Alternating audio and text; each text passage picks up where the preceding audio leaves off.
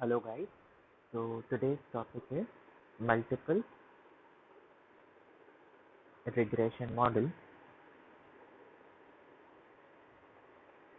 Now what do we mean by multiple regression model? That now as always you'll have one dependent variable, but there will be more than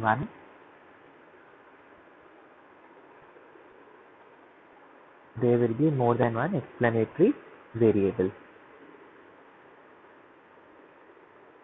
Okay, for example,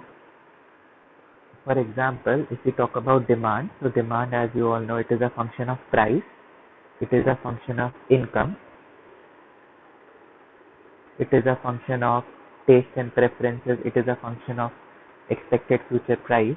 So in this case, if you regress demand on price, income, taste, and preferences and expected future price, then it becomes a multiple linear regression model. Why? Because now you have more than one explanatory variable. Now we will consider the simplest multiple linear regression model, which is your three variable model.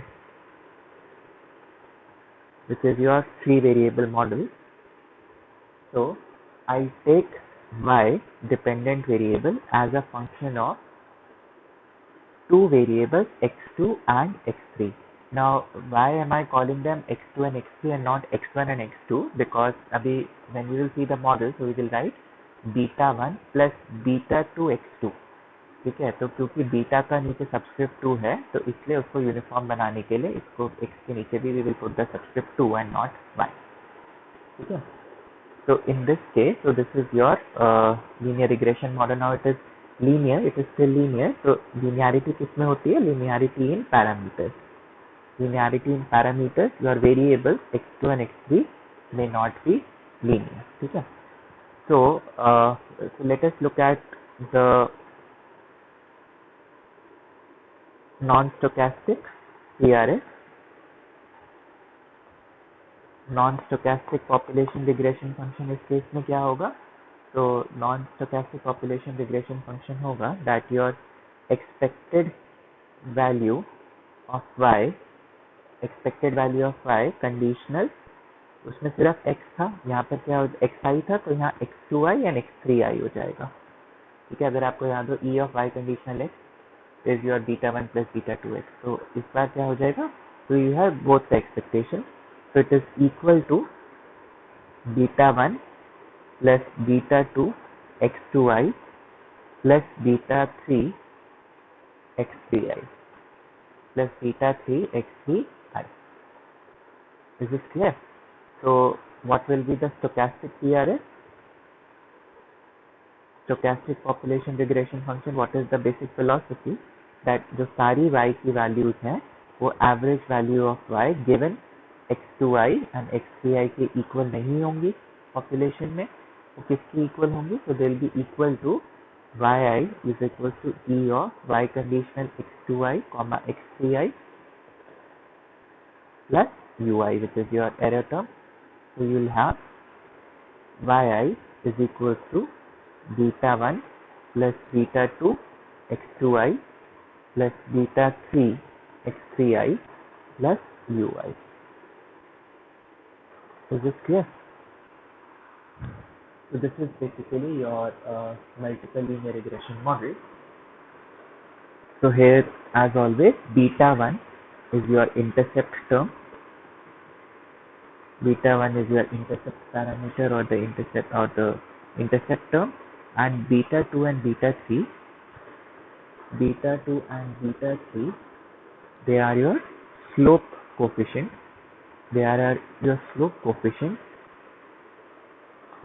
Now as we will see shortly, they can also be interpreted as partial regression.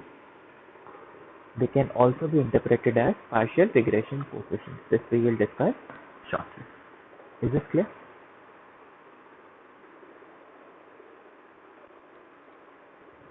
Now, I am now going to discuss something which is often not given in books, and sometimes it is difficult to understand. Why do we choose a multiple regression model? A multiple regression model. Is this clear? Now suppose we take wages. Suppose we take wages to be a function of education. So wages is y and education is x. So basically कि आपको कितनी veg मिल रही है वो depend कर रहा है कि आप कितने एजुकेटेड हो. ठीक है. नाउ सो क्या होगा कि आपके पास x की वैल्यूज हैं, आपके पास y की वैल्यूज हैं. You will run the regression and you get an equation that suppose yi hat is equals to 80 plus 0.8 xi. So this basically means that as the number of years of education increase by 1 unit, average wages increase by 0.8 units. Now in this wages and education example, तो जो model था, तो model में तो आपका क्या है, beta 1 plus beta 2 xi plus ui भी है. ui क्या होता है, वो सारे टर्म्स जो आपने मॉडल में इंक्लूड नहीं किए हैं. तो इस केस में for example ui could be a very important, ui could be experience, जो कि हमने अपने मॉडल में इंक्लूड नहीं किया. ठीक है. तो अब क्या ड्रॉबैक्स हैं लीनियर रिग्रेशन मॉडल के, जो कि हमें इंसेंटिवाइज करेंगे to switch to a multiple linear regression model. एक तो अगर आपने सिर्फ वेजेस को रिग्रेस किया एजुकेशन पे, तो आपको एजुकेशन का इम्पैक्ट मिल गया. ठीक है. अगर आप वेजेस को रिग्रेस करते, तो अगर आप वेजेस को एज फंक्शन ऑफ एजुकेशन और एक्सपीरियंस भी रखते, वेजेस को as a function of education and experience रखते, तो आपको एजुकेशन का भी इम्पैक्ट मिल जाता और एक्सपीरियंस का भी इम्पैक्ट मिल जाता. This is the basic conclusion which you can draw कि आप ऑब्वियसली अगर आपने सिर्फ एजुकेशन को, वेजेस को सिर्फ एजुकेशन पे रिग्रेस किया, तो आपको एजुकेशन का इम्पैक्ट मिलेगा. अगर आपने वेजेस को एजुकेशन और एक्सपीरियंस पे रिग्रेस किया, तो आपको एजुकेशन का भी इम्पैक्ट मिलेगा और आपको एक्सपीरियंस. अभी क्या हो रहा है कि जो आपने रिग्रेशन रन करके yi माइनस yi हैट है, जो कि आपका ui हैट है, ठीक है, उसमें जो है आपका जो है एरर में आपका एक्सपीरियंस का इम्पैक्ट कैप्चर हो रहा है. Is this clear? But this is not the end of the story. Why? Because अगर हम कोई एक इम्पॉर्टेंट फैक्टर मिस करते हैं and something which we can measure, ठीक है, कोई हम एक इम्पॉर्टेंट फैक्टर मिस करते हैं, समथिंग विच इज मेजर, तो हमने जब सिर्फ वेजेस को as a function of education निकाला, उस केस में जो हमने बीटा 2 हैट ऑब्टेन किया, वो भी एक अच्छा एस्टिमेटर नहीं होता है. This is also not a good estimator of beta 2, which is your population parameter, अगर आपने सिर्फ वेजेस को as a function of education लिया तब. Now why is it so? See, one is कि आपका सपोज मैंने यहाँ y लिया या मैंने x लिया, तो y is wages and x is education. अगर जो एक्सपीरियंस है, जो कि ui में हम ले रहे हैं, वो सबके लिए कांस्टेंट है, मतलब सारी लेवल्स ऑफ एजुकेशन के लिए कांस्टेंट है, देन तो जो आपका बीटा 2 हैट आएगा, वो आपको बता देगा कि एजुकेशन की इंक्रीज होने से वेजेस पे क्या फर्क पड़ रहा है. अगर आपका जो ui है, जो एरर टर्म है, एक्सपीरियंस है, वो सबके लिए कांस्टेंट है, सारे लोगों के लिए कांस्टेंट है, तो वो बता देगा कि अगर, तो यहाँ पर क्या हुआ कि वेजेस सपोज 5000 है, उसका ईयर्स ऑफ एजुकेशन 15 साल है, मतलब 12 years of schooling and 3 years of graduation. दूसरा ये 6000 है, इसका ईयर्स ऑफ एजुकेशन 18 है. ये 7000 है, इसका ईयर्स ऑफ एजुकेशन 20 है. लेकिन सबका जो है एक्सपीरियंस सेम है. देन जो बीटा 2 हैट आएगा, वो आपको बता देगा कि एक ईयर ऑफ एजुकेशन के बढ़ने से वेजेस पे क्या फर्क पड़ रहा है. अगर ये ईयर्स ऑफ एक्सपीरियंस कांस्टेंट नहीं है, अगर ये ईयर्स ऑफ एक्सपीरियंस कांस्टेंट नहीं है, तो इशू आता है. ठीक है। ना दो तरीके का जो है इशू है कि so what we are saying that years of experience, which is your error term, is not constant across individuals, and this is a very realistic thing to happen. सब जो एक कंपनी में जो है इंटरव्यू देने आते हैं, सबका ईयर्स ऑफ एक्सपीरियंस जो है डिफरेंट ही होगा। तो अगर आपको इंडिपेंडेंटली एसेस करना है कि सिर्फ एजुकेशन का क्या इम्पैक्ट है वेजेस पे, ठीक है, तो आपको ईयर्स ऑफ एक्सपीरियंस को कांस्टेंट रखना पड़ेगा, क्योंकि आप सिर्फ ये चाहते हो कि मुझे ये पता चले कि वेजेस का क्या एजुकेशन का क्या इम्पैक्ट है वेजेस पे, ठीक है। तो या तो आपने सैम्पल ही ऐसा चूज किया है जिसमें सबके एक्सपीरियंस कांस्टेंट है, बट ऐसा जनरली करना पॉसिबल नहीं होता, ऐसा जनरली करना पॉसिबल नहीं होता। Now there are two remedies to it. There are two remedies to it. First is, if there is no relation, between experience and education, if there is no relation between experience and education, कि आपने कितने साल पढ़ाई की और आपने कितने साल का एक्सपीरियंस गेन किया है, उसमें अगर कोई रिलेशन नहीं है, देन अगर आप even if you run a even if you run a two variable model,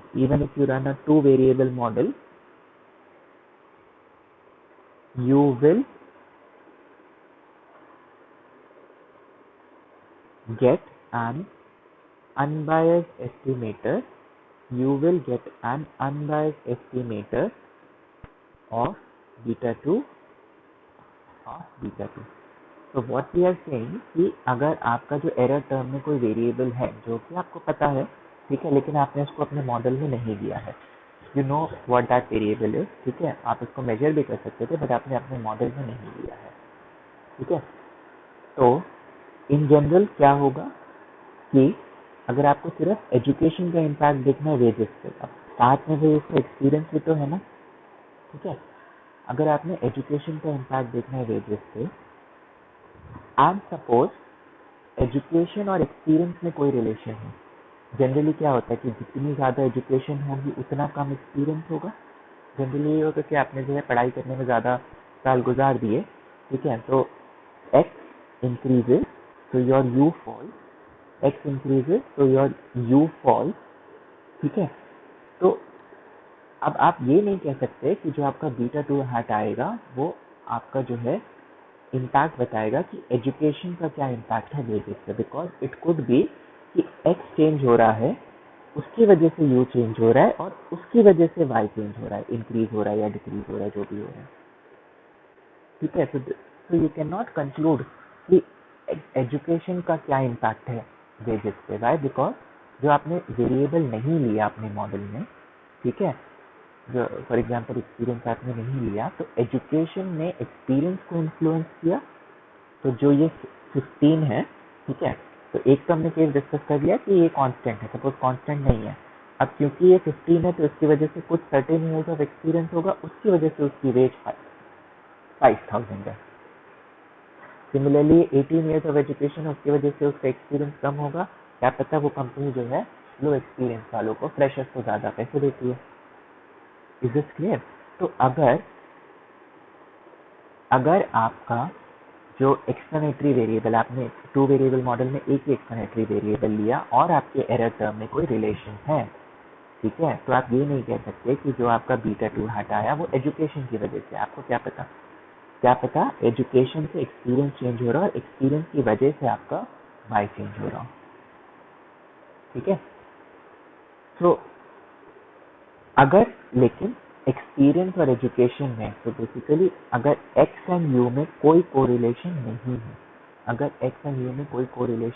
नहीं है, तो इन दैट केस यानी कि एजुकेशन और एक्सपीरियंस में कोई कोरिलेशन नहीं है, तो इन दैट केस अगर आप एक ही मतलब टू वेरिएबल मॉडल भी रन करते हो, तो आपका जो है जो एस्टिमेट आता है बीटा 2 का, क्या एस्टिमेटर है बीटा 2 हैट, वो एक अनबायस्ड एस्टिमेटर होता है, मतलब तब हम इतना इशू नहीं है। So what basically I am saying कि जो हम, आपको याद होगा ये क्लासिकल लीनियर रिग्रेशन मॉडल का अजम्पशन भी है कि अगर expected value of the explanatory variable and error term is 0. This is one of the assumption of classical linear regression model. ये हम assume करके चलते हैं। इसका रोल किस में आता है? इसका रोल इसमें आता है कि ये हमें जो है it gives this assumption helps us give an unbiased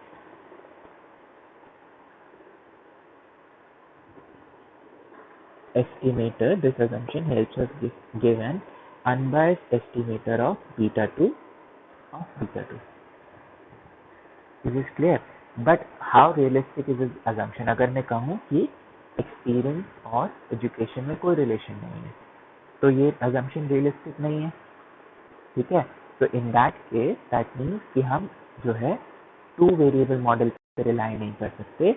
So the second alternative is we will have to construct a multiple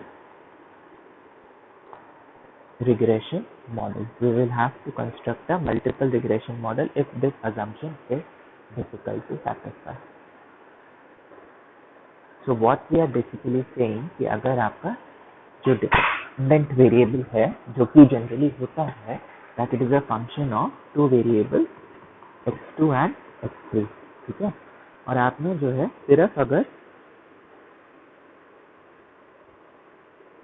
x2 पे रिग्रेशन रन किया, ठीक है, x2 पे आपने रिग्रेशन रन किया, then it is not an issue if आपका जो error term है और एक्सप्लेनेटरी वेरिएबल के बीच में कोई रिलेशन नहीं है, which means that e of x2 comma u is equal to 0. E of x2 comma u is equal to 0, which means that there is no relationship between the error and the explanatory variable.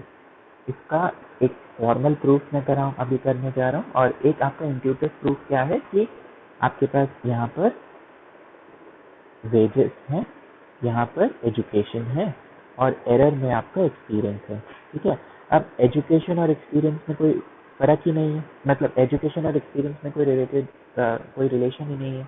तो इसका मतलब कि जब आप beta 2 hat निकाल रहे हैं तो वो सिर्फ जो है एजुकेशन का इम्पैक्ट बता रहा है वेजेस पे। ऐसा नहीं है कि एजुकेशन से एक्सपीरियंस इम्पैक्ट हुआ होगा जिसकी वजह से वेजेस इम्पैक्ट है, ये वाला रिलेशन तो हो ही नहीं रहा, बिकॉज हम कह रहे हैं कि एजुकेशन और एक्सपीरियंस में कोई रिलेशन नहीं है। तो जब आप सिर्फ बीटा 2 हैट निकाल रहे हो तो वो आपको एजुकेशन का इम्पैक्ट बता रहा है ऑन वेजेस, वो आपको एजुकेशन का इम्पैक्ट बता रहा है ऑन वेजेस। तो what I am saying is कि अगर आपके एक्सप्लेनेटरी वेरिएबल और एरर टर्म में कोई रिलेशनशिप नहीं है, देन सिंगल वेरिएबल मतलब 2 variable linear regression model is fine. The issue arises जहाँ पर आपका जो एक्सप्लेनेटरी वेरिएबल है, फॉर एग्जांपल यहाँ पर एजुकेशन था और आपका जो एरर टर्म में था एक्सपीरियंस, उनमें कोई रिलेशन है, तो उससे दिक्कत क्यों आएंगी? क्योंकि सपोज वो पॉजिटिव, अब रिलेशन है तो मतलब कुछ पॉजिटिव होगा, नेगेटिव रिलेशनशिप होगा। तो एजुकेशन की वजह से एक्सपीरियंस बढ़ रहा है और एक्सपीरियंस की वजह से जो है इनकम बढ़ रही है। तो आपको एजुकेशन का जो है इंडिपेंडेंट इम्पैक्ट, अगर मैं सिर्फ ये पता लगाना चाहूँ कि एजुकेशन की वजह से कितनी वेजेस बढ़ रही है, तो वो मुझे नहीं मिलेगा, ठीक है। So the first option is to make an assumption कि there is no relationship between the error term and the explanatory variable, ठीक है।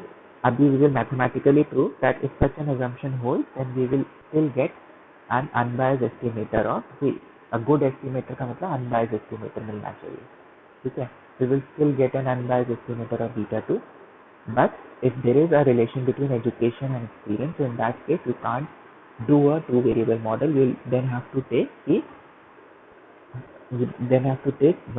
to be beta 1 plus beta 2 x2i plus beta 3 x3i plus ui। अब आपको जब आप ऐसे करोगे तभी आपको पता चलेगा कि एजुकेशन का क्या इम्पैक्ट है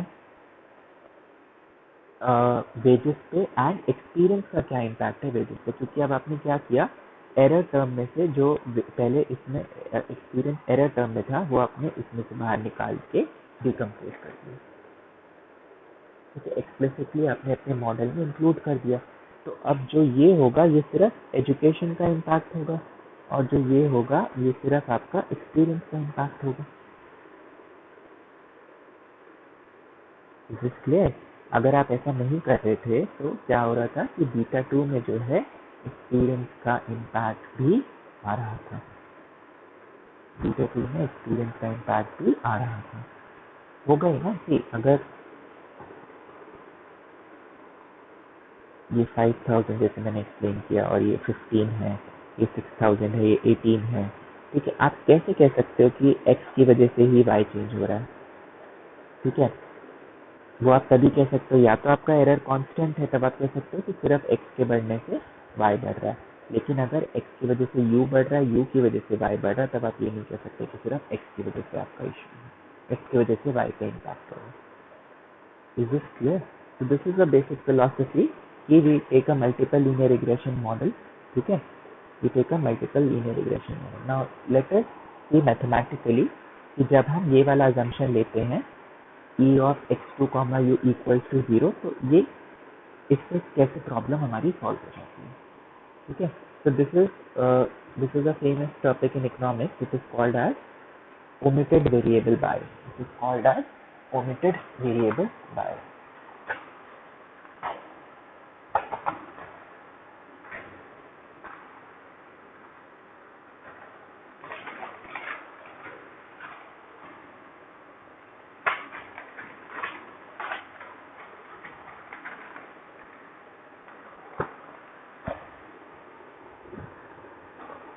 So let us discuss the concept of omitted variable bias. So what is omitted variable bias? कि आपके मॉडल में एक कोई जो है वेरिएबल इंक्लूड होना चाहिए था, लेकिन आपने अपना इंक्लूड नहीं किया, ठीक है। Suppose the correct model is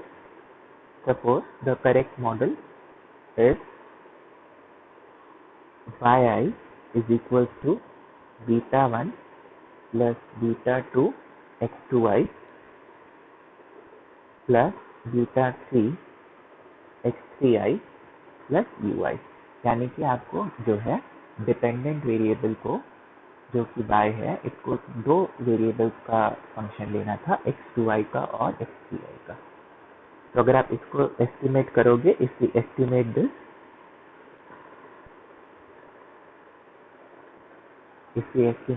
तो हमें क्या मिलेगा, that yi hat is equals to beta 1 hat plus beta 2 hat x2i plus beta 3 hat x3i, ठीक है ना। जब आप ऐसे एस्टिमेट करोगे तो जो आपके रिग्रेशन कोफिशिएंट्स होंगे, देन द रिग्रेशन कोफिशिएंट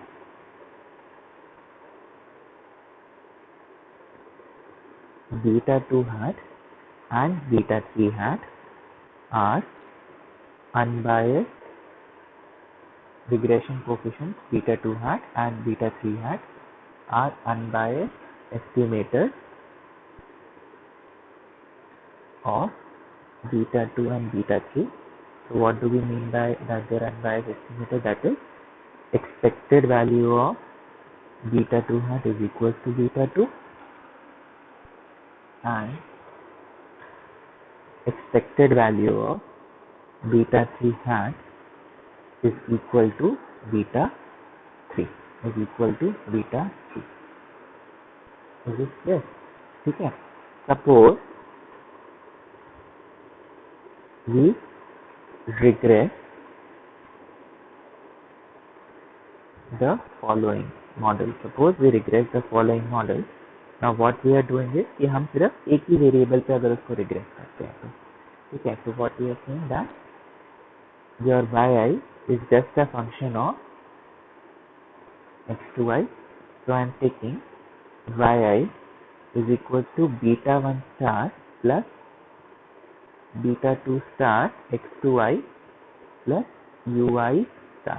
तो यहाँ पे मैंने स्टार क्यों लगाया कि ये दूसरे कोफिशिएंट है, कि जब आप सिर्फ एक वेरिएबल पे रिग्रेस करोगे तो कुछ और वैल्यूज आएंगी बीटा 1 एंड बीटा 2 की, तो वहाँ बीटा 1 वहाँ पर आपका बीटा 1 एंड बीटा 2 था, यहाँ पर आपका दूसरी वैल्यूज आएंगी, ठीक है। तो suppose we regress the following model, तो हमने ये मॉडल जो है यूज किया, एंड देयरफॉर एस्टिमेट, ये तो पॉपुलेशन का था, एंड देयरफॉर सैंपल के लिए क्या हो गया, and therefore estimate yi hat is equals to beta 1 hat star plus beta 2 hat star x2 i. ठीक है. Then what do we need to prove? We need to prove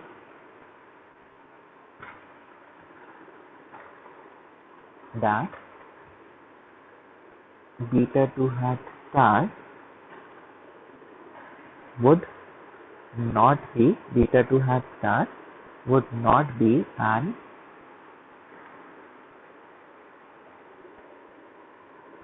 unbiased estimator, beta 2 star would not be an unbiased estimator of beta 2. कि जब आपने सिर्फ एक ही variable पे उसको regret किया, तो जो आपका एस्टिमेटर क्या है इस केस में, beta 2 hat star is the estimator of beta 2 star. So in this case beta 2 hat star would not be an unbiased estimator of beta 2. मतलब क्या आना चाहिए कि expected value of beta 2 hat star is not equal to beta 2, which is the true population parameter, which is the true population, which is the correct population parameter. ठीक है, correct population parameter तो beta 2 है, because that is the true model, but that is the true model. This is clear what we are trying to prove here, कि अगर आपने जो correct model ये था, ठीक है, that y was a function of both x2 and x3, but आपने सिर्फ जो है उसको अगर x2 पे रिग्रेस किया, ठीक है, तो जो आपका एस्टिमेटर आएगा, it would not be a unbiased estimator of beta 2. Let us see how.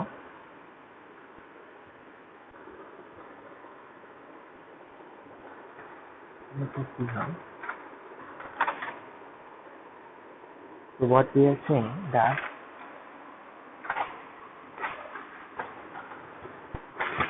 जो आपका इनकरेक्ट मॉडल है, that is your yi is equal to beta 1 star plus beta 2 star x2 plus ui plus ui star plus ui star. So this is the population, stochastic population regression function, or the population regression.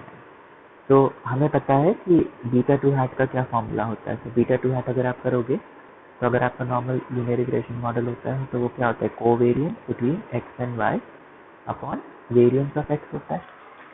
Covariance between X and Y upon variance of X होगा. ठीक है, तो इस case में क्या होगा, that your beta 2 hat star कैसे निकलेगा, जब आप कोवेरियंस निकालोगे between x2 comma Y upon variance of x2, because यहाँ पर x की जगह यहाँ पर आपका x2 है. I hope this is clear.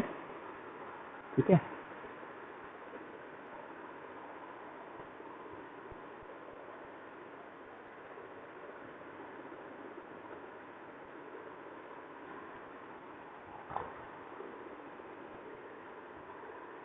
तो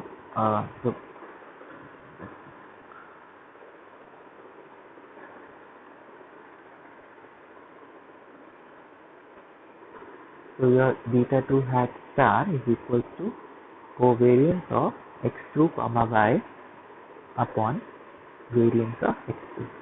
ठीक है, now अब आपके पास क्या है, आपके पास y की वैल्यूज हैं और आपके पास x2 की वैल्यूज हैं. ठीक है, y कहाँ से आया होगा, y तो अपनी ट्रू पॉपुलेशन जो है इक्वेशन से ही निकला होगा.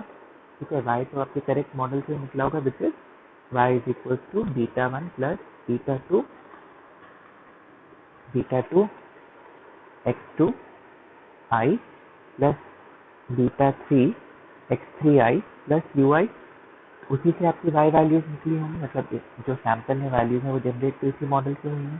ठीक है, तब आप क्या करोगे, यहाँ पर y की जगह यू विल सब्स्टिट्यूट कर, यहाँ पर y की जगह यू विल सब्स्टिट्यूट कर, will get beta 2 hat star is equal to covariance x2 comma beta 1 plus beta 2 x2 plus beta 3 x3 plus ui upon variance of x2 upon variance of x2। This is clear, ठीक है। Now covariance का जो है मैंने आपको कुछ formulas बताए हैं, that covariance between x upon x comma y plus z is same as covariance between x comma y plus covariance x comma z। ठीक है, ये होता है, ठीक है, तो ये आपको याद रखना पड़ेगा कि दिस फॉर्मूला होल्ड्स ट्रू। तो इन दिस केस क्या हुआ, तो बीटा टू हैट स्टार, तो beta two hat star is equal to covariance x2 comma beta 1 plus covariance x2 comma beta 2 x2 plus covariance x2 comma beta 3 x3 plus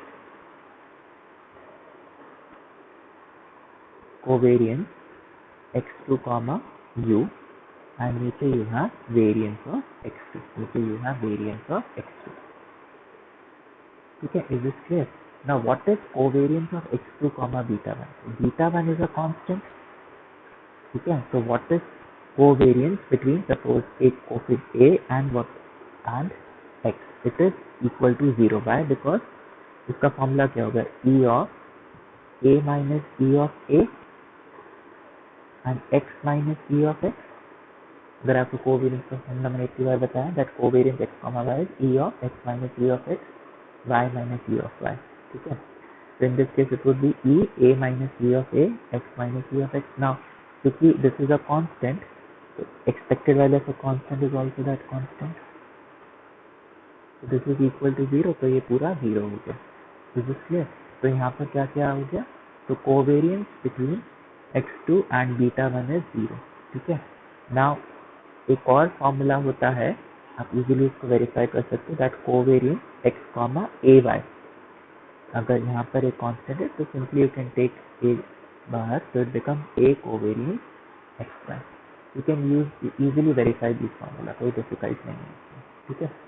तो अब यहाँ पर क्या हुआ, तो दिस बिकम बीटा 2 बाहर आ जाएगा, कोवेरियंस x2 कॉमा x2। तो क्या आया कि beta 2 hat star is equal to 0 plus beta 2 covariance x2 comma x2 plus beta 3 covariance x2 comma x3 plus covariance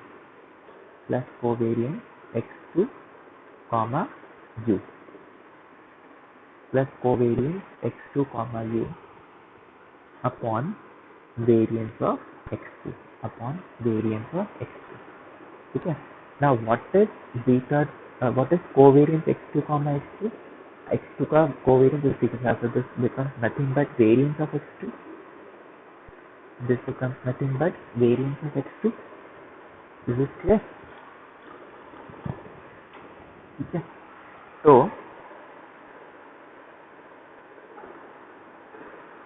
beta 2 hat star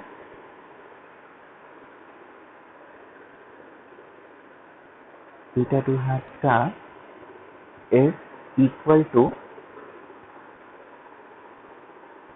so this becomes beta 2 plus beta 3 covariance x2 comma x3, ठीक है, plus covariance x2 comma u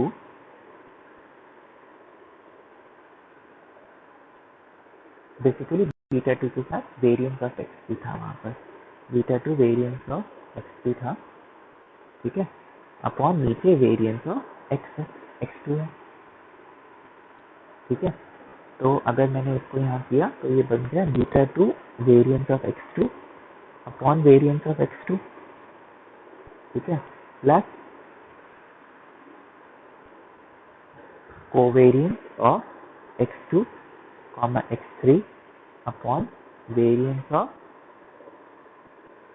x2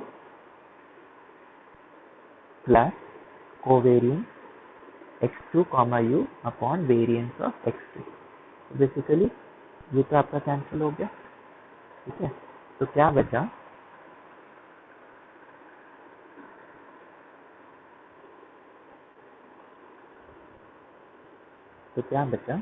that beta 2 hat star is equals to beta 2 plus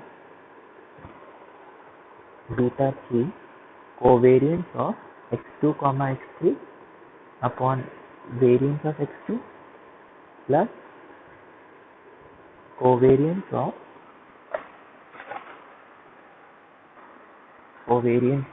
x2 comma u upon variance of x2। Is this clear? Now if you take expected value of beta 2 hat star, मतलब आपको तो unbiasedness biasness के लिए expected value लेनी है, तो भी same ही आ जाएगा, क्योंकि अगर आप एक्सपेक्टेड वैल्यू लोगे भी तो यहाँ पर e ऑफ बीटा टू हो जाएगा, बाकी सबकी एक्सपेक्टेड वैल्यू उसी के बराबर ही है, ठीक है। तो expected value beta 2 hat star is again beta 2 plus beta 3 covariance x2 comma x3 upon variance of x2 plus covariance of x2 comma u upon variance of x2। यानी कि हमने प्रूव कर दिया कि जब आपने जो है सिर्फ एक ही जो है वेरिएबल लिया, जबकि y जो है एक से ज़्यादा पे डिपेंड था, ठीक है, तो उस केस में जो expected value of beta 2 hat star है वो इक्वल टू नहीं है बीटा 2 के। दैट मीन्स जो आपका एस्टिमेटर है वो बायस्ड है, तो ये हमने प्रूव कर दिया, ठीक है। Now when will the important question is, when will this bias disappear? When will this bias disappear?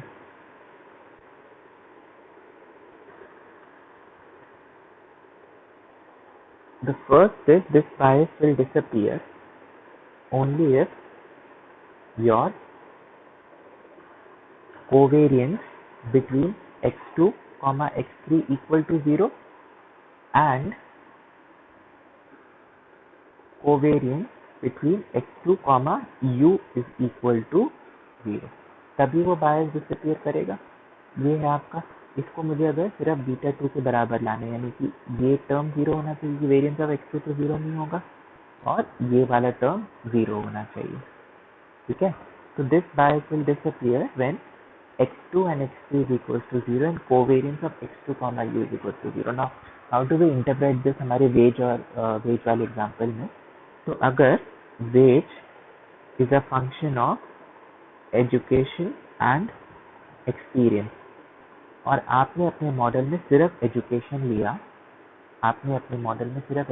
लिया, तो आपको आपका मॉडल चल जाएगा अगर एजुकेशन और एक्सपीरियंस में कोई रिलेशन नहीं है, जो कि यहाँ पर मतलब कोवेरियंस x2 x3 0 है। अगर आपके एजुकेशन और एक्सपीरियंस में कोई रिलेशन नहीं है, then your model will work, ठीक है। What is the meaning of this assumption? देखिए आपने अभी भी आपके एरर टर्म्स में और भी हो सकते हैं ना, ठीक है। फॉर एग्जाम्पल एबिलिटी है, अब wages can be a function of ability also, ठीक है। So this model will work कि अगर आपने एजुकेशन लिया तो उसका कोई एबिलिटी के साथ भी कोई रिलेशन नहीं है। Is this clear? ठीक है। तो आपने अपने मॉडल में क्या अजम्पशन लिए कि जो एरर टर्म के जो कंपोनेंट्स हैं, देखो अगर आपने एक ही वेरिएबल मॉडल लिया, ठीक है, जैसे मतलब एक ही एक्सप्लेनेटरी वेरिएबल है, वेजेस को आप एजुकेशन में रिग्रेस कर रहे हो, तो एक्सपीरियंस भी एरर में है और एबिलिटी भी एरर में। हम यहाँ पर क्या कह रहे हैं कि एजुकेशन का ना एक्सपीरियंस के साथ कोई रिलेशन है ना एबिलिटी के साथ कोई रिलेशन है, तभी वो मॉडल वर्क करेगा। बिकॉज तभी जो है यहाँ पर ये जो दो टर्म्स हैं कोवेरियंस x2 x3 और कोवेरियंस x2 u जो है आपके 0 होंगे, और तभी जो आपका बीटा 2 हैट स्टार आएगा वो बीटा 2 के इक्वल आएगा। But this is as I told you, क्या ये रियलिस्टिक अजम्पशन है? This is not a realistic assumption, क्योंकि एजुकेशन का एबिलिटी पे भी इम्पैक्ट होता है, एजुकेशन का एक्सपीरियंस पे भी इम्पैक्ट होता है। तो आपका जो है, आप जो है इस केस में you can't take a two variable model, you will have to take a multiple regression model. कौन से केसेस में आपका इम्पैक्ट नहीं है? फॉर एग्जाम्पल कि suppose quantity demanded is a function of price and income भी होता है, ठीक है। आपने सिर्फ क्वांटिटी का लिया और प्राइस का लिया, means you are talking about the same consumer और उसकी इनकम कांस्टेंट रही, उसकी इनकम कांस्टेंट है, तो आप सिर्फ एक डिपेंडेंट वेरिएबल और प्राइस को एक इंडिपेंडेंट वेरिएबल ले सकते हो, ठीक है। और ठीक है, एक तो या तो उसकी इनकम कांस्टेंट है, दूसरा आप इसमें टू वेरिएबल रिग्रेशन मॉडल इसलिए भी रन कर सकते हो क्योंकि प्राइजेस एंड इनकम में जो है जनरली कोई उसका रिलेशन नहीं है ना, कि प्रोडक्ट का प्राइस क्या है और कंज्यूमर की इनकम क्या है, इसमें तो कोई रिलेशन नहीं है। तो आप सिर्फ क्वांटिटी को जो है प्राइस से रिग्रेस करोगे तो भी चल जाएगा। देखो बेटर ये है कि आप उसको प्राइस पे भी करो और इनकम पे भी करो, ठीक है। क्योंकि इससे क्या होगा, आपको प्राइस का इम्पैक्ट भी पता चल जाएगा डिमांड पे और इनकम का इम्पैक्ट भी पता चल जाएगा डिमांड पे, ठीक है। लेकिन अगर आप इसमें सिर्फ प्राइस पे भी करोगे तो जो प्राइस का इम्पैक्ट आएगा वो एक गलत एस्टिमेट नहीं होगा, बिकॉज एक्सप्लेनेटरी वेरिएबल और एरर टर्म में कोई ऐसा कोई रिलेशनशिप नहीं है, ऐसा कोई रिलेशनशिप नहीं है। I hope this is clear कि why do we take a जो है मल्टीपल लीनियर रिग्रेशन मॉडल। एक तो ये है कि अगर आपने सिंपल लीनियर रिग्रेशन मॉडल लिया, मतलब simple I mean to variable regression model लिया, तो वो तभी वर्क करेगा जब आपके एरर टर्म और एक्सप्लेनेटरी वेरिएबल में कोई रिलेशन नहीं है, ठीक है। अगर उनके बीच में कोई रिलेशन है तो then you won't be able to get unbiased estimator. Is this clear? I hope this is clear, ठीक है। And the second,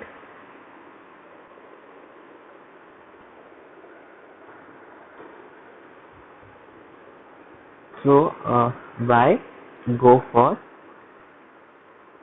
multiple regression model? Why go for multiple regression model? The first reason is multiple regression model helps us to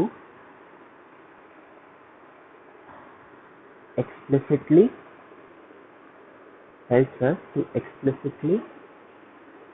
control for many other factors, helps us to explicitly control for many other factors that simultaneously, the word is simultaneously, that simultaneously affect the dependent variable. Simultaneously का मतलब, तो अगर मैं इसको दोबारा आपको explain करूँ कि देखो y है, x है एंड u है, तो अगर x y को इम्पैक्ट कर रहा है और u y को इम्पैक्ट कर रहा है और इनका इम्पैक्ट जो है वो इंडिपेंडेंट है, ठीक है। x का अलग इम्पैक्ट है, u का अलग इम्पैक्ट है, इंडिपेंडेंट इम्पैक्ट है, तब कोई दिक्कत नहीं है। लेकिन अगर साइमल्टेनियसली इम्पैक्ट हो रहा है, मतलब x की वजह से u इम्पैक्ट हो रहा है, उसकी वजह से y इम्पैक्ट हो रहा है, तब दिक्कत है। तब in that case you can't use a two variable regression model because you won't get an unbiased estimator. So multiple regression model helps us to explicitly control for many other factors that simultaneously affect the dependent variables. Okay. And second is, naturally if we add more factors to our model,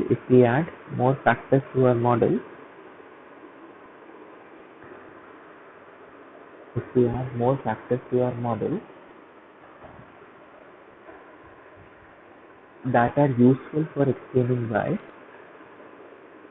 that are useful for explaining y,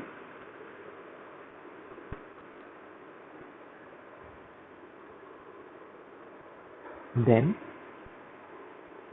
more of the variation in y can be, then more of the variation in y can be explained. More of the variation in y can be explained. इसका ये मतलब है कि आप जब जो है ज़्यादा फैक्टर्स इनकॉर्पोरेट करते हो, ज़्यादा रेलेवेंट फैक्टर्स अपने मॉडल में इनकॉर्पोरेट करते हो, तो जैसे यहाँ पे डिमांड है, यहाँ पे प्राइस है और यहाँ पे इनकम है। तो अगर आपने डिमांड को सिर्फ प्राइस पर रिग्रेस किया तो सपोज आर स्क्वायर जो है आपका आया 0.65, लेकिन जब आपने डिमांड को जो है प्राइस पे भी रिग्रेस किया और इनकम पे भी रिग्रेस किया तो आपका आर स्क्वायर इम्प्रूव होकर 0.8 हो जाएगा। बिकॉज अब आप ज़्यादा, जो पहले हम क्या बोल रहे थे, इसका क्या मतलब है कि 65% of the variation is in demand is due to price and the rest is unexplained. अब अनएक्सप्लेन्ड का भी कुछ पार्ट आपने एक्सप्लेन कर दिया, आपने जो अपने मॉडल में लिया, तो आप ज़्यादा percentage of variation in y को you can explain it. ज़्यादा percentage of variation in y को you can explain it. ठीक है? I hope this is clear. But इसका ये भी मतलब नहीं है कि आप जो है, हमने जो शुरू में मॉडल में पढ़ा था प्रिंसिपल ऑफ पार्सिमनी कि जितने चाहे फैक्टर्स आप जो है अपने मॉडल में डाल दें। ठीक है, देयर इज अ लिमिट। ऐसा नहीं है कि आप आर स्क्वायर को बढ़ाने के चक्कर में जो है एक्सप्लेनेटरी वेरिएबल्स इंक्रीज करते रहो। वी विल सी कि इसका रीजन क्या है। This is clear.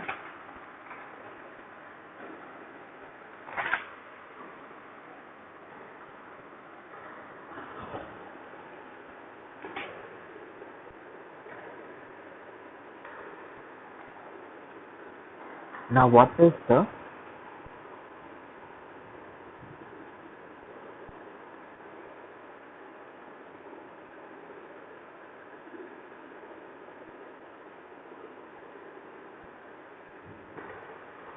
now let us interpretation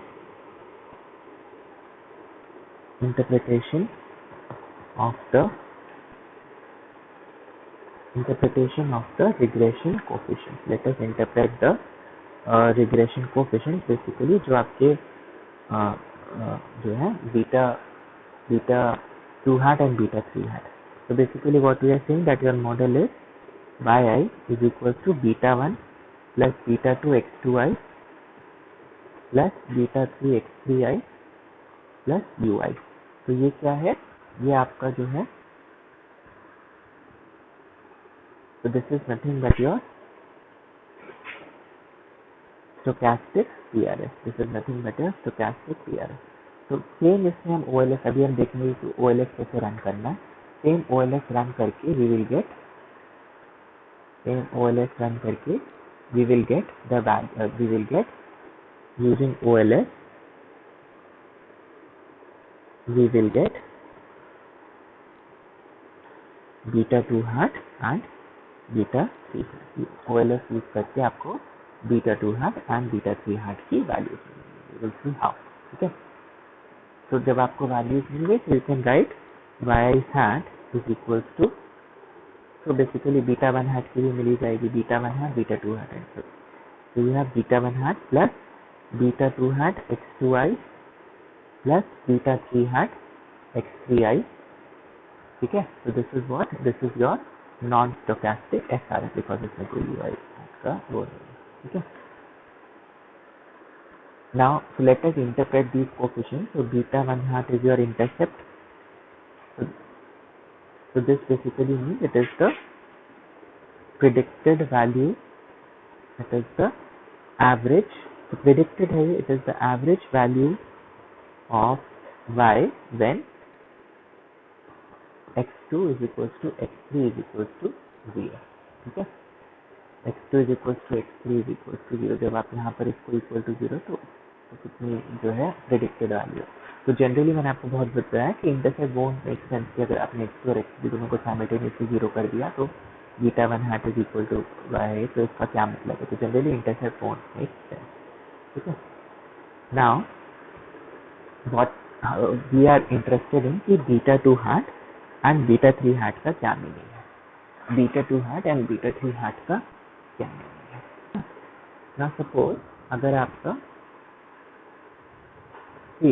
आपका एक डेटा पॉइंट, तो यू हैव y की वैल्यू, यू हैव x2 की value and you have x3 की वैल्यू। ठीक है, तो अगर आप एक डेटा पॉइंट से मतलब एक ऑब्जर्वेशन नंबर से दूसरे ऑब्जर्वेशन नंबर पे गए तो आपका y चेंज हो रहा है, आपका x2 चेंज हो रहा है और आपका x3 चेंज हो रहा है ऑब्वियसली।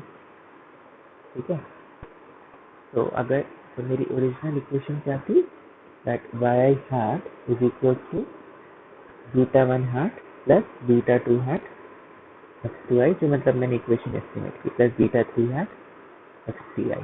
ठीक है, अगर मैं इसमें चेंज का पैरामीटर चेंज ऑपरेटर लगाता हूँ तो चेंज ऑपरेटर मतलब कि एस्टिमेटेड वैल्यू में कितना चेंज हो रहा है, β1 hat में क्या चेंज होगा, प्लस यहाँ पर कितने लगेगा, तो β2 hat आपके x2i में क्या चेंज हुआ, प्लस आपके x3i में क्या चेंज हुआ।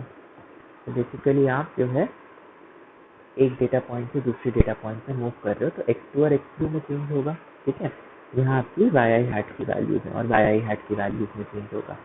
ठीक है, ना व्हाट इज डेल्टा β1 hat, ये जीरो होगा क्योंकि β1 hat तो आपने निकाल लिया ना, तो β1 hat की वैल्यू सपोज 1.8 है, तो सेकेंड वाली ऑब्जर्वेशन के लिए भी 1.8 है, तो कुछ इसमें चेंज नहीं हो रहा। ठीक है, तो basically delta y hat is equal to β2 hat delta x2i plus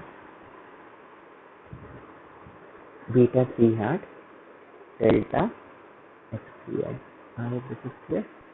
ठीक है, सिंपल है कि मतलब आप एक ऑब्जर्वेशन से दूसरे पे जा रहे हो तो x2 x3 और y hat में चेंज हो रहा है, आपके β1 और β2 में चेंज नहीं हो रहा है ना। अगर मुझे β2 hat को इंटरप्रेट करना है, β2 hat को इंटरप्रेट करना है, ठीक है, सिर्फ β2 hat को कि उसका इम्पैक्ट है y पे, तो अगर मुझे इसको डिफाइन करना है तो मुझे डेल्टा x3i को जीरो लेना पड़ेगा, क्योंकि अगर मैंने डेल्टा x3i को जीरो लिया, डेल्टा x3i को जीरो ले लिया तो सिंपली β2 hat क्या हो गया, β2 hat हो गया change in y upon change in x2, change in y upon change in x2।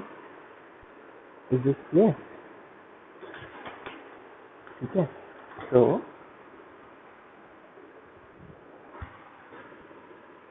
what we can say that β2 hat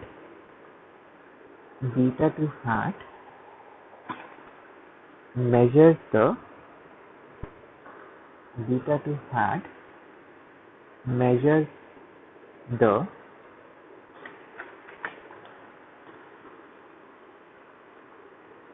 change in average value of β2 hat measures the change in average value of y due to measures the change in the average value of आप अच्छे से इसको आप जो है delta Y hat भी कर सकते हो, इसको आप डेल्टा वाई बिकॉज आप एस्टिमेटेड वैल्यू के लिए कर रहे हो, तो β2 hat measure the change in the average value of Y hat due to a 1 unit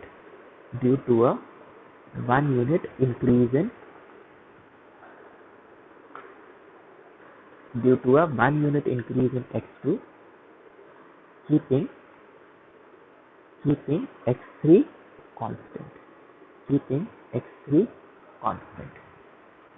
y और y हैट से कंफ्यूज नहीं होना। बेसिकली जो है अब हमने इसको ऐसे इंटरप्रेट किया कि हम किसी जो है y हैट में अगर हम चेंज देखना चाहें, ठीक है, तो बेसिकली आप चेंज तो y हैट में ही देखते हो ना कि आपकी एस्टिमेटेड वैल्यू कैसे चेंज कर रही है। ठीक है, तो जो आपका जो कोफिशिएंट आया β2 हैट और β3 हैट, जो आपकी लाइन बनी, लाइन तो आपकी इसके लिए बनी, y हैट वैल्यू के लिए बनी, तो वही आपने प्रिडिक्ट की। ठीक है, वो तो आप उसको y हैट को you take it to be an estimator of average value of y hat you can take it to be the average value of y, so β2 hat measures the change in average value of y कर दो या average value of y की जगह y hat कर दो। ठीक है, so that means the same।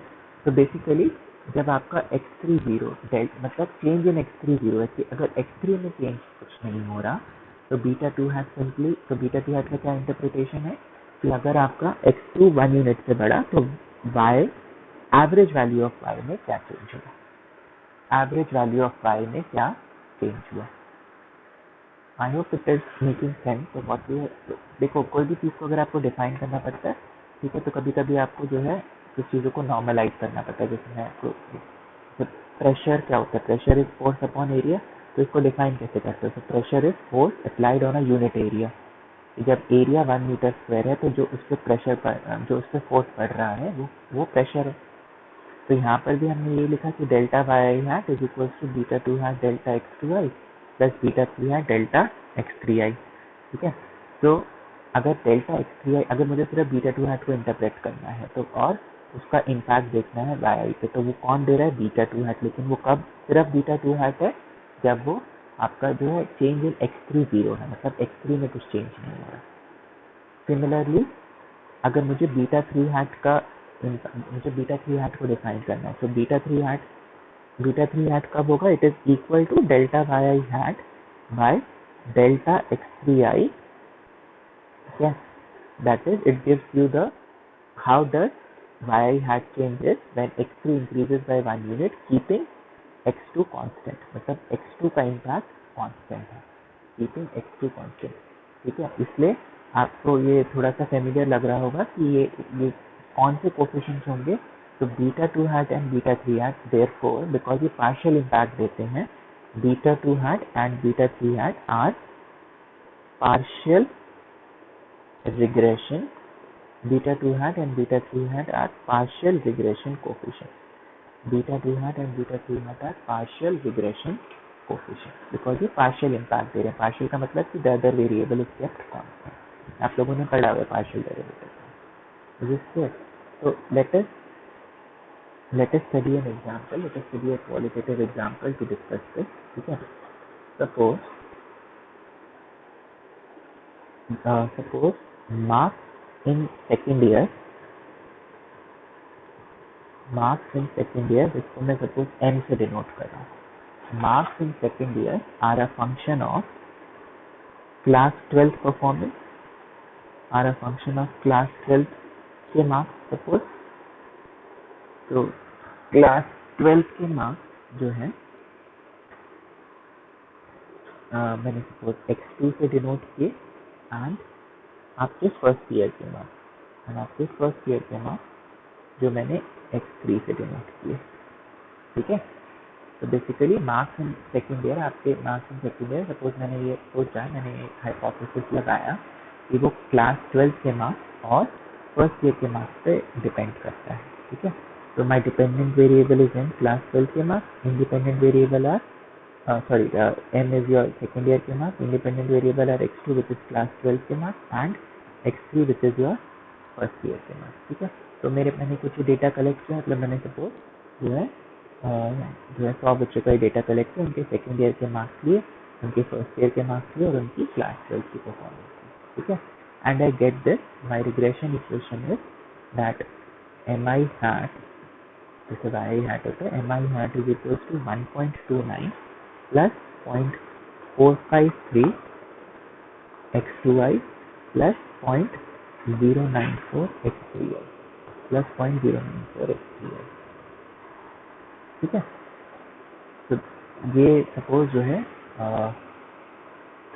Suppose ये मार्क्स जो है आपके जो है 5 पॉइंटर स्केल के अंदर आपको मतलब पॉइंट्स में इसलिए इक्वेशन जो है रिग्रेशन आ रहा है। So how do we interpret this? So this is clearly a multiple regression model because you have two explanatory variables x2 and x3। ठीक है, so सबसे पहले let us interpret 1.29। So what do we mean by 1.29? So 1.29 is the predicted mark in second year if x2 is equals to x3 is equals to 0। मतलब अगर class 12 में marks 0 है और first year में marks 0 है, तो आपका regression model क्या प्रेडिक्ट कर रहा है कि सेकेंड ईयर में 1.29 मार्क्स आएंगे आउट ऑफ 5। ठीक है, suppose it is a 5 point. तो इंटरप्रिटेशन ऑफ दिस इंटरसेप्ट। ठीक है, now let us interpret 0.453। So what is 0.453? So your beta 2 hat is your 0.453. So this is actually the partial regression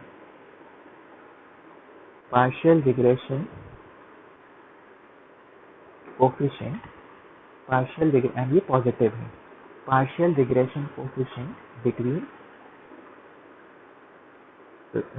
partial regression coefficient between second year marks and class 12 marks. Between second year marks and class 12 marks के बीच में partial regression coefficient है, और इसका interpretation अभी हमने देखा, ठीक है। तो इसका इंटरप्रिटेशन क्या होगा कि that holding first year marks constant,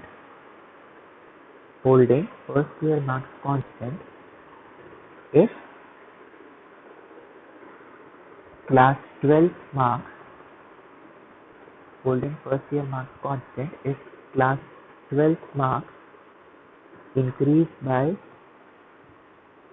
1 unit, if class 12 marks increase by 1 unit, the average second year marks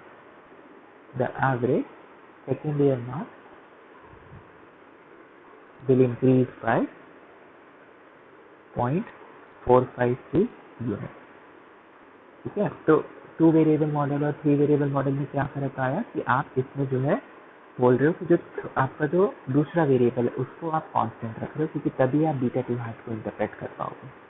अगर आप सिर्फ बीटा 2 हैट को इंटरप्रेट करना चाहते हो तो आप ये बोलोगे that holding first year marks constant, अगर क्लास 12 के मार्क्स जो कि आपके x2 हैं, क्लास 12 के मार्क्स अगर 1 यूनिट से बढ़ रहे हैं तो आपका जो MI है, मतलब जो आपके सेकेंड ईयर के मार्क्स है वो 0.453 यूनिट से बढ़ेंगे। इसका दूसरा जो है दूसरा इंटरप्रिटेशन क्या है कि if we choose two students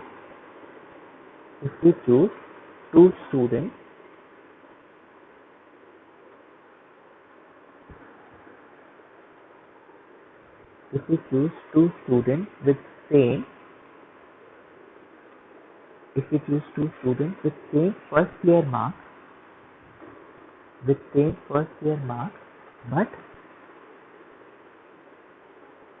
the class 12 marks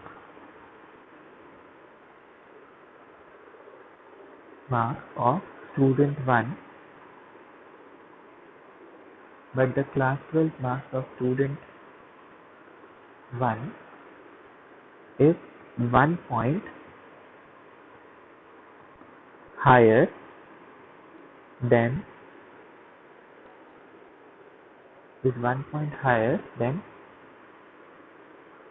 class 12 marks of student 2,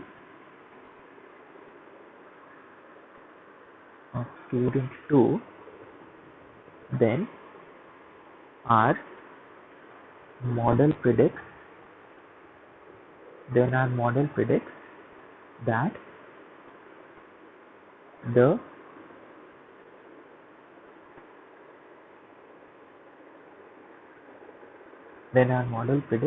the second year marks of student 1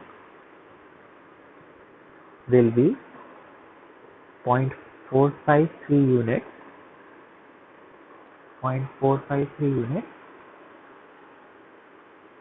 higher than that of student B.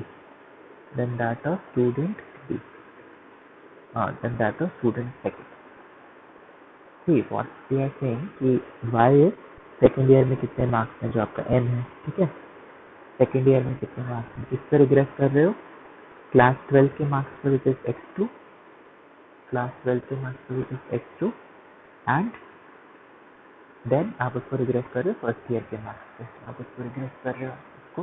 First year के मार्क्स पे। तो अगर x2 का जो कोफिशिएंट है, x2 का क्या कोफिशिएंट आया 0.453, तो इसका ये मतलब है कि अगर आपने x3 को कांस्टेंट रखा, मतलब क्लास सेकेंड ईयर के मार्क्स को कांस्टेंट रखा और आप सिर्फ अगर फर्स्ट ईयर के मार्क्स आपने सॉरी x2 क्लास 12 के मार्क्स, x3 फर्स्ट ईयर के मार्क्स, अगर आपने फर्स्ट ईयर के मार्क्स को कांस्टेंट रखा तो अगर क्लास 12 के मार्क्स 1 यूनिट से बढ़ रहे हैं तो सेकेंड ईयर के मार्क्स जो है 0.453 यूनिट से बढ़ रहे हैं। सेकेंड ईयर के मार्क्स जो है वो 0.453 यूनिट से बढ़ रहे हैं। इसका दूसरा मतलब क्या होगा, x3 को कांस्टेंट रखा मतलब सेम रखा, यानी कि अगर आपने दो ऐसे बच्चे लिए जिनके फर्स्ट ईयर के मार्क्स सेम है, जिनके फर्स्ट ईयर के मार्क्स सेम है, लेकिन जो पहला बच्चा है उसके जो पहला बच्चा है उसका एक पॉइंट ज्यादा, एक यूनिट ज्यादा मार्क्स है क्लास 12 में सेकंड बच्चे से, क्योंकि जो हम कह रहे थे ना कि x2 इंक्रीजेस बाय 1 यूनिट, तो x2 इंक्रीजेस बाय 1 यूनिट मतलब इनके जो क्लास 12 मार्क्स है उनके बीच में 1 यूनिट का गैप है, तो उनके सेकेंड ईयर के मार्क्स के बीच में कितने यूनिट का गैप होगा, 0.453 यूनिट का गैप होगा। यानी कि अगर फर्स्ट उनके उनके जो है उनके बीच में 0.453 यूनिट का गैप होगा। आई होप दिस इज क्लियर। ठीक है, so this is basically the interpretation of beta 2 hat. अगर बीटा 3 हैट का इंटरप्रिटेशन करना हो तो बीटा 3 हैट इज 0.094। ठीक है, तो मैं ये लिख नहीं रहा, बट इसका क्या मतलब होगा, तो keeping the impact of x2 constant. So what is x2? Keeping the impact of class 12 marks constant as first year marks increase by 1 unit. अगर फर्स्ट ईयर के मार्क्स 1 यूनिट से बढ़ते हैं तो सेकेंड ईयर के मार्क्स 0.094 यूनिट से बढ़ेंगे। दूसरा इंटरप्रिटेशन क्या होगा कि आपने दो बच्चे लिए जिनके क्लास 12 के मार्क्स सेम हैं, लेकिन फर्स्ट ईयर में एक बच्चा है जिसका 1 यूनिट ज़्यादा मार्क्स है, 1 unit, that unit can be anything, 1 unit ज़्यादा मार्क्स है कंपेयर टू द सेकेंड बच्चा, तो जो फर्स्ट बच्चा है उसके सेकेंड ईयर में भी 0.094 यूनिट ज़्यादा होंगे कंपेयर टू द सेकेंड बच्चा। आई hope this is clear, this is somewhat clear. ठीक है, तो ये जो है इसका ये जो है इसका इंटरप्रिटेशन। ठीक है, so this is the interpretation of your multiple linear regression model, और इसके अंदर जो है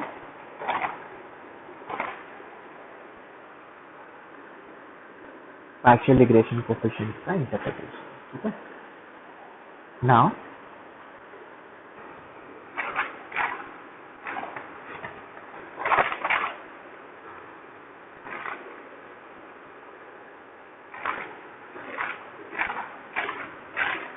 let us see how to obtain the values of beta 2 hat and beta 3 hat using OLS. How to obtain the values of beta 2 hat and beta 3 hat using OLS. ठीक है, तो simply जो है जैसा हमें पता है that the method of ordinary least square states that कि आपको जो है स्क्वायर्ड रेसिडुअल्स को, इस टर्म को यू हैव टू मिनिमाइज, आपने जो है स्क्वायर्ड रेसिडुअल्स को मिनिमाइज करना है, you have to minimise the squared residuals के टर्म को आपने मिनिमाइज करना है। ठीक है,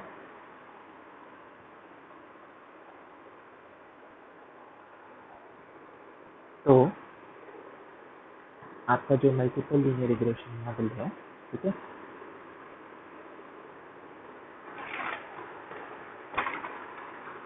so your multiple linear regression model is that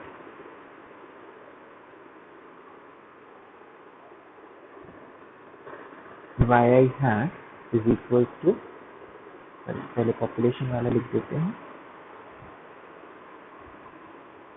your yi is equals to beta 1 plus beta 2 x2i plus beta 3 3i plus ui. So this is your this is your stochastic PRS. This is your stochastic PRS. ठीक है, this is your stochastic PRS.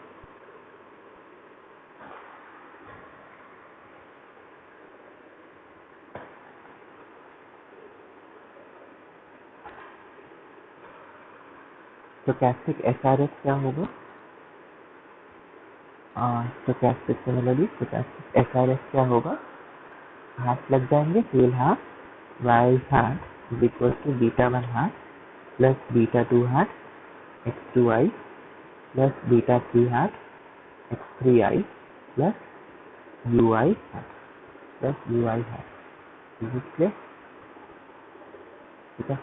आप suppose जैसे मैंने आपको ये पहले भी कराया है कि अगर मैंने जो है दोनों साइड को सम कर लिया और फिर मैंने उनका मीन ले लिया, ठीक है, दोनों साइड का सम कर लिया और उनका मीन ले लिया, तो y हैट को सम करके इसका मीन लिया तो वो y बार के इक्वल ही आएगा, क्योंकि y हैट बार और y बार का मीन जो है वो सेम होता है. ये हमने प्रूव कर रखा है 2 वेरिएबल में, तो वही property they hold for 3 variable model also. तो यहाँ पर आया आपका बीटा 1 हैट, यहाँ पर आया आपका बीटा 2 हैट x बार 2i, यहाँ पर आया आपका बीटा 3 हैट x बार 3i. ठीक है. एंड फिर जब आप summation ui hat by n करोगे तो ये भी 0 आएगा बाय, बिकॉज इसलिए मैंने आपको जो है 2 वेरिएबल मॉडल में प्रूव कराया कि जो आपके जब आप रेसिडुअल जो आप रिग्रेशन रन करके जो रेसिडुअल्स निकालते हो उनका जो सम होता है वो 0. And this is clear. तो this is my equation 1 and this is my equation 2. ठीक है. तो 1 माइनस 2 क्या हो गया, तो 1 माइनस 2 हो गया that yi minus y bar yi minus y bar is equals to beta 2 hat x2i minus x bar 2i plus beta 3 hat x3i minus x bar 3i. ठीक है. Plus ui hat plus ui hat. जिससे ना अब हम इनको जो है deviation form में लिखते हैं. आपको पता है that yi minus y bar will be small yi x2i minus x bar 2i. इनसे अगर आप इसमें सीरीज में से मीन को सब्ट्रैक्ट करोगे तो यू गेट स्मॉल x2i, इसमें से करोगे तो यू गेट स्मॉल x3i. ठीक है. तो क्या आपका बना that yi is equal to beta 2 hat x2i plus beta 3 hat x3i plus ui plus ui है. ठीक है. एंड अगर आपको याद होगा, अगर आपको याद हो तो if you say that yi is equals to yi hat plus ui hat, yi is equals to yi hat plus ui hat. ठीक है. अगर मैंने इसमें से जो है अगर मैंने इनका मीन लिया तो क्या हुआ that y bar is equals to, और what you can do is कि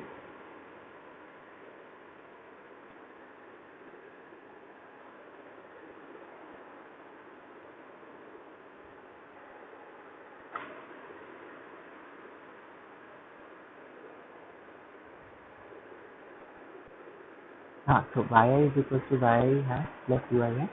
तो if you subtract y bar from both sides, so yi minus y bar is equals to yi hat minus y bar plus ui hat. ऐसा कर सकते हैं. इस equation पे change नहीं हुई तो yi minus y bar क्या हो गया small yi hat minus y bar क्या हो गया small yi hat plus ui hat. ठीक है. तो इफ यू कंपेयर अभी हमने 1 और 2 लिखा था तो हमारे पास ये इक्वेशन आई थी. तो if you compare equation 3 and 4, तो कंपेयरिंग इक्वेशन 3 एंड 4 तो क्या हुआ, देखो वहाँ पर भी LHS में स्मॉल y आई है. ठीक है. और एक ui हैट है, तो जो ये वाला टर्म बच गया तो वो किसके बराबर है स्मॉल y हैट के. That mean your small yi hat, this is very important, is equal to beta 2 hat x2i plus beta 3 hat x3i. ये हमने 2 वेरिएबल मॉडल में भी किया था कि बीटा 2 yi hat को सिर्फ बीटा 2 hat x3i किया था, सिर्फ बीटा 2 hat x3i किया था. This is clear. ठीक है. Now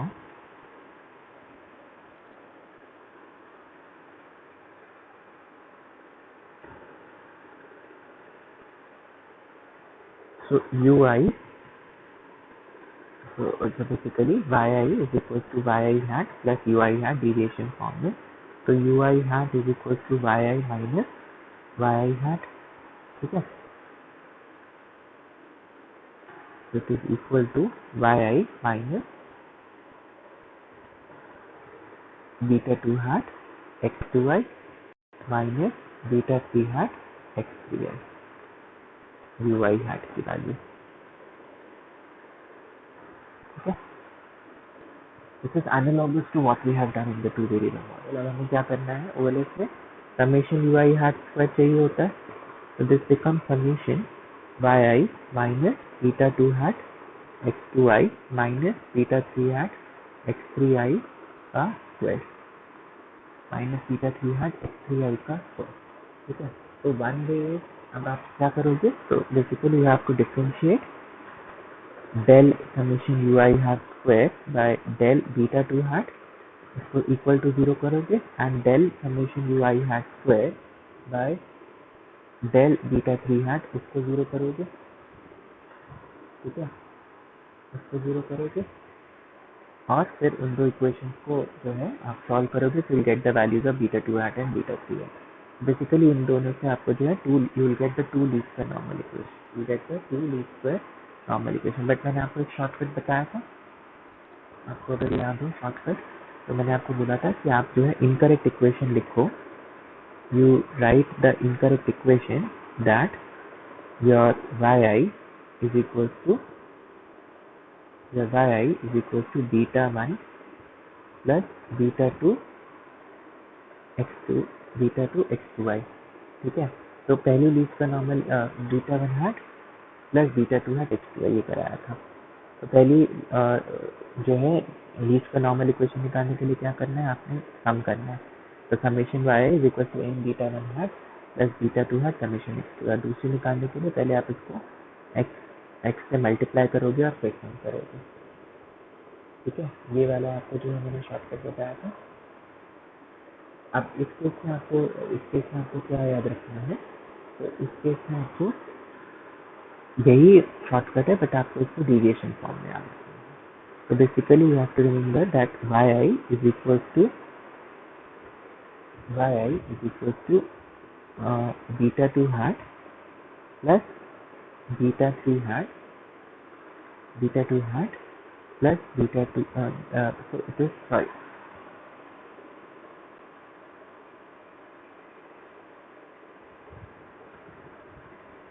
so you have to remember that small yi is equals to beta 2 hat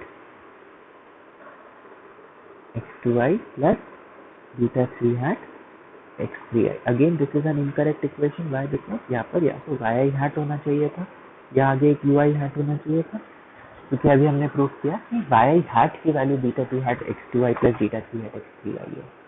ठीक है, yi की वैल्यू नहीं है, but this is an incorrect equation in deviation form. तो ये आपको याद रखनी है. तो पहली लीस्ट स्क्वायर नॉर्मल इक्वेशन निकालने के लिए, तो फर्स्ट लीस्ट स्क्वायर नॉर्मल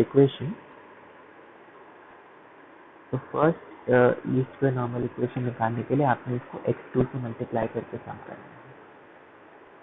ठीक है, आपने जो है इसको x2 से मल्टीप्लाई करके सम करना है. तो basically multiply by, this is important. तो basically we have to multiply by x2 and sum.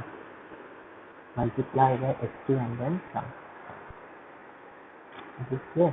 ठीक है, तो जब आप x2 से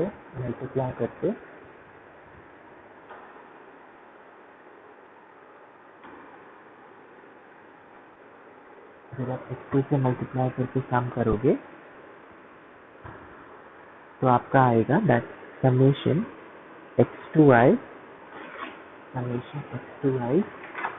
yi is equals to beta 2 hat summation x2i square plus beta 3 hat summation x2i x3i plus beta 2 hat summation x2i x3i.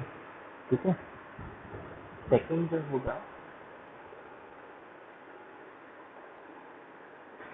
जो होगा that would be summation x3i yi is equals to beta 2 hat summation x2i x3i plus beta 3 hat summation x3i square। ठीक है, तो ये shortcut तरीका है आपको जो है ये इक्वेशन निकालने का। आपको ये इनकरेक्ट इक्वेशन याद करनी पड़ेगी। पहले इसको आपने x2 से मल्टीप्लाई करना है, मतलब डिविएशन फॉर्म में, फिर आपने इसको x3 से मल्टीप्लाई करना है इन डिविएशन फॉर्म। ठीक है, I hope this is clear. So basically by solving these two equations we'll get the values of beta 2 hat and beta 3 hat. You have to remember कि दो इक्वेशन नहीं आएंगे, तीन इक्वेशन आएंगे, बिकॉज आपके तीन अननोन पैरामीटर्स हैं, beta 1 hat, beta 2 hat and beta 3 hat. ठीक है, तो तीन पैरामीटर्स के लिए आपको तीन इक्वेशन चाहिए होगी। जो थर्ड इक्वेशन होगी वो इजी होती है। वो क्या आएगी, देखो जैसे आपके इंटरसेप्ट निकालने के लिए हमने उसमें किया था ना टू वेरिएबल रिग्रेशन मॉड्यूल में, that beta 1 hat is equal to Y bar minus beta 2 hat X bar. तो थ्री वेरिएबल रिग्रेशन मॉडल में क्या होगा, थ्री वेरिएबल रिग्रेशन मॉडल में भी वही होगा। यू विल गेट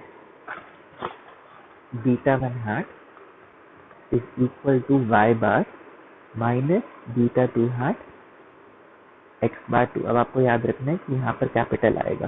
ठीक है, minus beta 3 hat X bar 2। तो व्हाट बेसिकली आपको ये कॉम्प्लिकेटेड लग रहा होगा, तो नहीं है। आपकी इनकरेक्ट इक्वेशन अगर आप याद करोगे, एक बार आपने इसको स्मॉल x2 से मल्टीप्लाई करना, एक बार आपने स्मॉल x3 से मल्टीप्लाई करना, you get these two equation.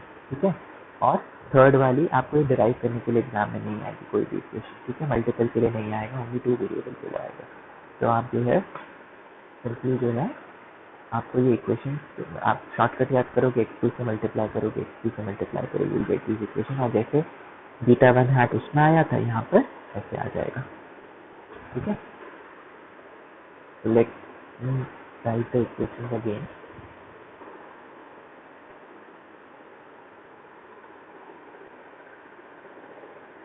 So you have summation yi x2i is equals to beta 2 hat summation x2i square plus beta 3 hat summation x2i x3i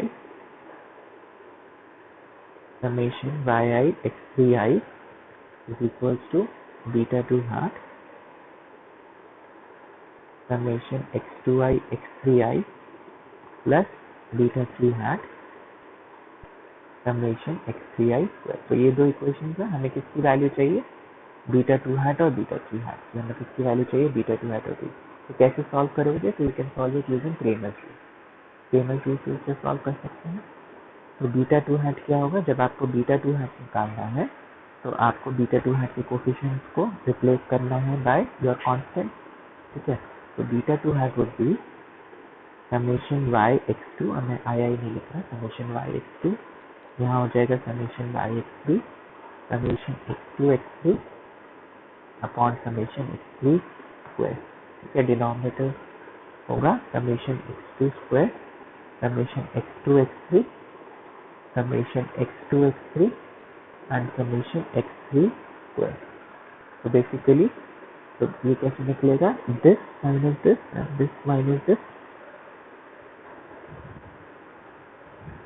So beta 2 hat is equals to summation y x2 summation x3 square minus summation y x3 summation x2 x3 upon summation x2 square summation x3 square minus summation x2 x3 whole square minus summation x2 x3 whole square। ठीक है, minus summation x2 x3 whole square. Similarly आप करके देख सकते हो। ठीक है, तो बीटा 3 हैट इज